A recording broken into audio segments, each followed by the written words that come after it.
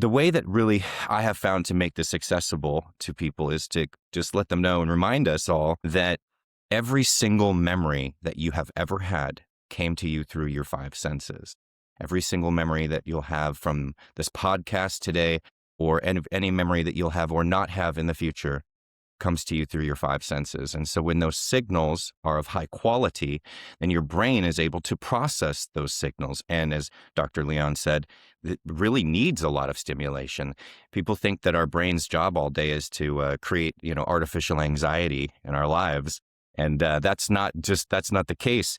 It is actually processing sensory information. And that gives way to the ability to have consciousness or cognition. And so from my standpoint, and, I hope I don't sound bombastic or hyperbolic, but, the inputs into your brain as a result of what I've just said then are the most precious thing to protecting our identities, ourselves, our consciousness. And they actually sit upstream of consciousness itself. That's a little philosophical, but it's also biological. And so that sort of brings it to life. So protecting the inputs of our brain allow us to stop concentrating on the outputs of the brain, which is what the medical community is doing right now, by and large, looking at memory tests, MoCA tests.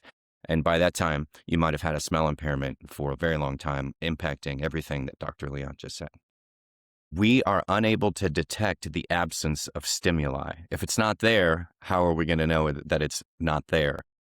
And so what we're looking for is to arm everyone as early as we possibly can, at least one time in their childhood or their teens.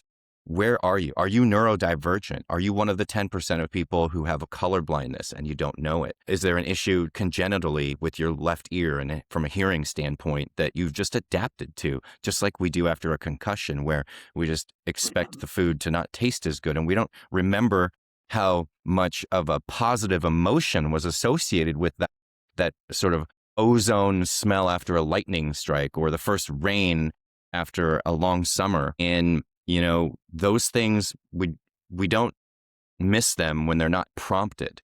And it's, again, the absence of stimuli that we are trying to help people identify over time as a third party that's objective. A lot of times you can go to a healthcare facility or a clinic or a clinician or someone who only operates in a silo. And because of hyper specialization in the medical community, folks don't talk to each other, so they might not get the full picture. It's never been more important to have a healthy brain.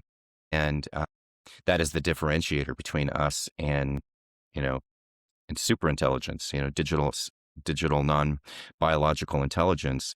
And so it's so important to protect that and to be able to look at that as you're into your 40s. If Alzheimer's and Parkinson's and dementia happen 5, 10, 15, 20 years after the first smell impairment. And just want to be clear here, smell impairment doesn't cause dementia, but it is associated, highly associated. And this is where Dr. Leon can kind of jump in, but it is a signal. And just like, we track blood pressure, we track heart rate, we have, glucose levels. These are signs of what could be, as Dr. Leon said, a root cause problem, cardiovascular problem, toxic mold in your house. Anything that's causing inflammation essentially would also count as a root cause issue, or it could be a sensory issue. So it's been really rewarding at times because we're seeing people actually take, the tactical steps. As Dr. Leon said, we're raising awareness. These things are connected, and then we're giving you a tool to do something about it. So yes, it's a third-party objective platform where you can see how you're doing over time. And so if it is a 5, 10, 15, 20-year window on changes that we really all want to avoid in a world where it's becoming increasingly important to keep, then having a baseline starting around your 40s and doing it every year after is really the right timing and the right cadence. Because you want to be healthy in your 60s, start in your 40s. You want to be healthy in your 80s, continue in your 60s.